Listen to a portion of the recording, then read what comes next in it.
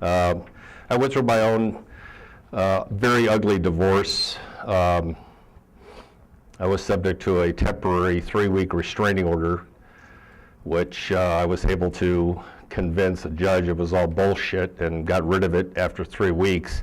But it set the stage for a lot of other problems in the divorce: parental alienation, loss of assets, home. And so I was looking for answers, and I started searching like, you know, a lot of us do. And I came across NCFM, and I was actually able to get somebody on the phone, Mr. Harry Crouch, and got talking. And the thing that I kind of learned was, gee, I'm not the only guy this has happened to. You know, there's a lot of other people. So we kind of started talking, and then I started doing some investigations and some inquiries, and started writing some reports and articles for Harry and NCFM, and then it kind of blew out from there. I've been writing stuff for A Voice for Men, SAVE, and I'm also on the board for the International Support Network for Alienated Families, doing the parental alienation support, education. But just to give you a little idea, now I get involved in investigations that either get referred to me by Harry or some other folks. Yeah, let me just put this, just to kind of show you here.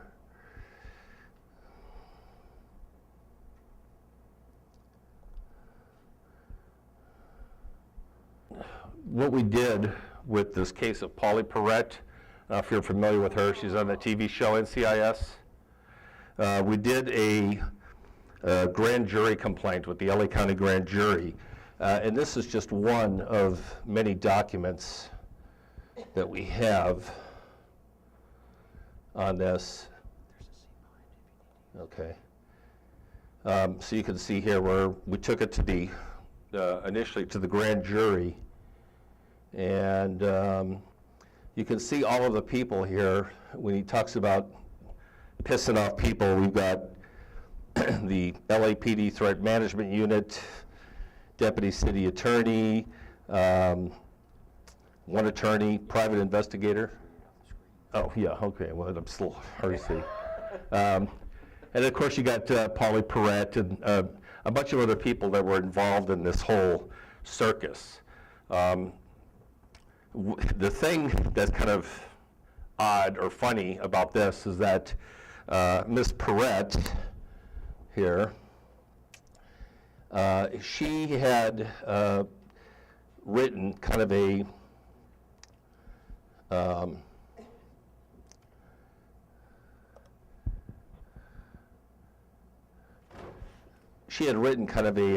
almost like a little manifesto, so to speak. It was about a dozen pages.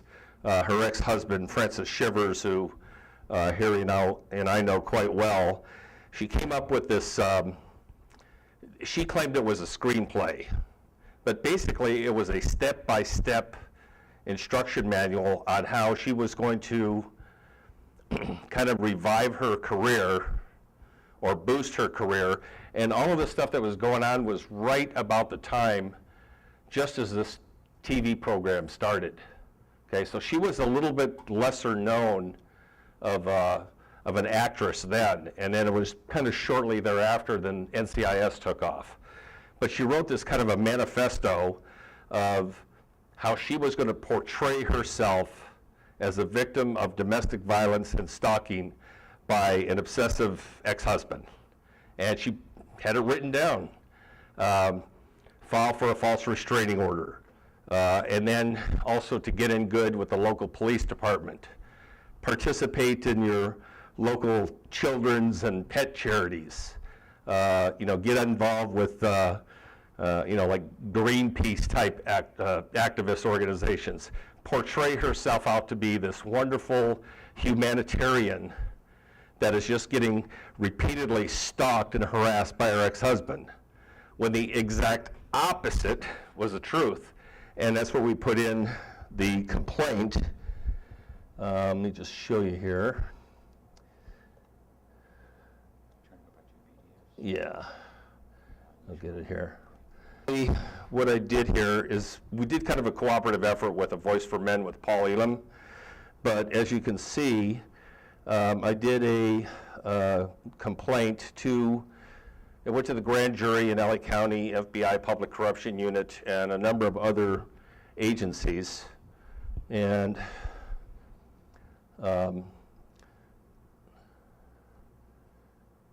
basically, this whole complaint is 250 pages. Harry has in his office a book. If you're ever down in his office, take a look. I got a 3-ring binder which just encompasses the complaint and the cover letters. And then I added an additional, 90-something attachments, Harry? About 90 attachments. And there were so many, there was about 1,000 pages in exhibits and attachments. There was too many. We put them on a CD-ROM and sent that off. So when we get some of these calls that come in, and then Harry would give me a call, or I get calls from other folks too on this. We start to do an investigation. I kind of do it in 2 parts, and I'm going to show you another one here. Yeah.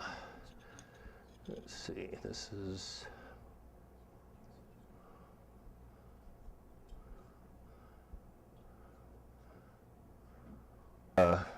The Hatch Act unit, and then we continued on with the Office of General Counsel, and then of course the commander of the 10th Mountain.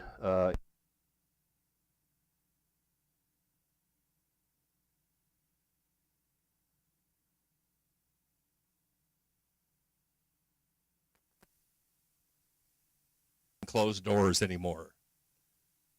Duh. That's right, Senator Gillibrand. Because of politicians like you, it is harder for me to do my job. You can see the rest. So Kit captured that little Facebook rant, but it's also a violation for anybody in the military to show contempt for certain elected leaders, and that includes the president, vice president, and there's been a number of people in the military, as you've seen, that came out and were actually booted out or court-martialed in the service for, disrespect to the president, Obama primarily. So you have a very limited range of options for you in the military with respect to speaking out against the politician. Now, the problem with this is that all of this stuff that we're doing, since Kit's appeal is still going, everything is kind of put on hold. But we're going to stay on it. We're going to keep on it and see what we can finally come to some resolution. But this is just kind of when we're talking about investigations with Mark and Imran, these are some of the things that we do. And let's see here. Major Jacob Bayshore that we did here. And we do it both with Save Our Heroes and NCFM. And we talk. And we say, okay, which group, which organization you think would be better to get this thing out? We can do it either way. We've got a lot of options. So what I did here is, the way I constructed it is to have a cover letter. And these are the violations that appear, of which this JAG prosecutor committed. And again, we have, this is the good one, Title 18, 242, deprivation of rights under color of law. Perjury, conspiracy, obstruction of justice. And then here's something else that came in with respect to some of the civilian law enforcement in his case, was a violation of the Posse Comitatus Act of 1878. So you know damn well when they're getting this letter, somebody is shitting and falling off their seat. I mean, because this, like, whoa. But we have gotten no backlash, nothing. But what I do for purposes of getting the information out on the websites, I do a cover letter which has basically just the generic information, Yeah. Okay, so we've got it's just a one page. And then in addition, okay, then I have the addendum. Okay, you can see here, and the addendum gets into more of the actual meat and facts of the case. And I do that for, a couple of reasons in the way that I format things so that we can kind of get the basic information on a cover letter. 1 page, 2 page, maybe 3. That's something that we put up on the site. Write a little story, put the cover letter on there for people to download, and then the details go in the addendum along with the attachments. And we set it off. So we've got, how many have we got now, Harry, like this? I can't count them anymore now. But so anyway, so far as getting into the investigations with NCFM, this is what we're doing, and what I'm working on with Mark and Imran with a couple of cases. We got Jerry's here, is basically kind of the same thing. Identify where the problems are, what violations may have been committed, and then go to the appropriate government entity or complaining office, whichever that may be, and there may be more than one, and then submit the complaint.